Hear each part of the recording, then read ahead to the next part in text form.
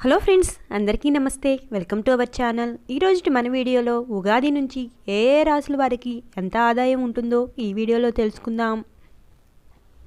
తెలుగు సంవత్సరాలు 60. అందులో ఏప్రిల్ 28న అమావాస్యతో శోభకృత్ నామ సంవత్సరం పూర్తి అవుతుంది.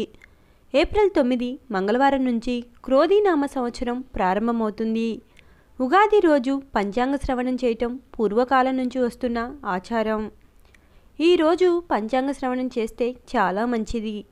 ఈ ఏడాది మీ రాశి ప్రకారం ఆదాయ వ్యయాలు, రాజపూజ్యం, అవమానం ఎలా ఉన్నాయో ఇప్పుడు ఈ వీడియోలో తెలుసుకుందాం.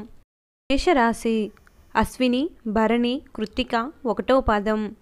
ఆదాయం 8, వ్యయం 14, రాజపూజ్యం 4, అవమానం 3. వృషభ రాశి. కృత్తిక 2, 3, 4 పాదాలు, రోహిణి నక్షత్రం. మృగశిర 1, 2 పాదాలు.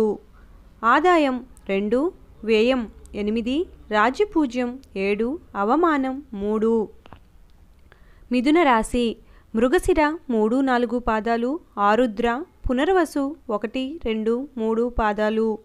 ఆదాయం 5, వ్యయం 5, రాజపూజ్యం 3, అవమానం 6. కర్కాటక రాశి. పునర్వసు 4వ పాదం, పుష్యమి, ఆశ్లేష నక్షత్రాలు. ఆదాయం 14, వ్యయం 2, రాజపూజ్యం 6, అవమానం 6. సింహరాశి. మక, పుబ్బ, ఉత్తర 1వ పాదం.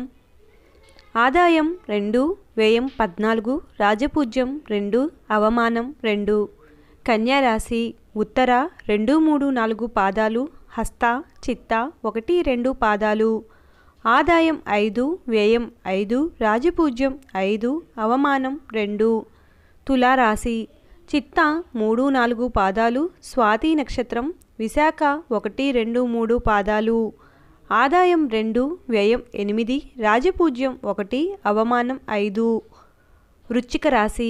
విశాఖ 4వ పాదం, అనురాధ నక్షత్రం, జ్యేష్ఠ 1, 2, 3, 4 పాదాలు. ఆదాయం 8, వ్యయం 14, రాజపూజ్యం 4, అవమానం 5. ధనస్సు రాశి. మూల, పూర్వాషాఢ 1, 2, 3, 4 పాదాలు, ఉత్తరాషాఢ 1వ పాదం. ఆదాయం 11, వ్యయం 5, రాజపూజ్యం 7, అవమానం 5. మకర రాశి. ఉత్తరాషాఢ 2, 3, 4 పాదాలు, శ్రవణం, ధనిష్ట 1, 2 పాదాలు. ఆదాయం 14, వ్యయం 14, రాజపూజ్యం 3, అవమానం 1. కుంభరాశి. ధనిష్ట 3, 4 పాదాలు, శతభిషం, పూర్వభాద్ర 1, 2, 3 పాదాలు. ఆదాయం 14, వ్యయం 14, రాజపూజ్యం 6, అవమానం 1. మీనరాశి. పూర్వభాద్ర 4వ పాదం, ఉత్తరాభాద్ర, రేవతి నక్షత్రాలు. ఆదాయం 11, వ్యయం 5, రాజపూజ్యం 2, అవమానం 4. ఆదాయం అంటే సంపాదన, వ్యయం అంటే ఖర్చు, రాజపూజ్యం అంటే గౌరవం, అవమానం అంటే మీకు తెలుసు. ఆదాయం కన్నా వ్యయం తక్కువగా ఉంటే సంపాదించిన దాంట్లో ఎంతో కొంత మిగులుస్తారు. ఆదాయం కన్నా వ్యయం ఎక్కువగా ఉంటే సంపాదించిన దానికన్నా ఖర్చులు ఎక్కువగా ఉంటాయి. ఆదాయం, వ్యయం రెండూ సమానంగా ఉంటే ఈ చేత్తో సంపాదించిన మొత్తం ఆ చేత్తో ఖర్చు పెట్టేస్తారు. అంటే లాభం, నష్టం రెండూ ఉండవు. రాజపూజ్యం కన్నా అవమానం తక్కువగా ఉంటే మిమ్మల్ని తిట్టేవారి కన్నా గౌరవించేవారి సంఖ్య ఈ ఏడాది ఎక్కువగా ఉంటుంది. రాజపూజ్యం కన్నా అవమానం ఎక్కువగా ఉంటే మిమ్మల్ని పొగిడేవారి కన్నా తిట్టేవారి సంఖ్య ఎక్కువన్నమాట. రాజపూజ్యం, అవమానం సమానంగా ఉంటే ఎంతమంది మీకు అనుకూలంగా ఉంటారో అంతే వ్యతిరేకులున్నట్లు. Thanks for watching. ఈ వీడియో కనుక మీకు నచ్చినట్లయితే please like, share and subscribe to my channel. Thank you.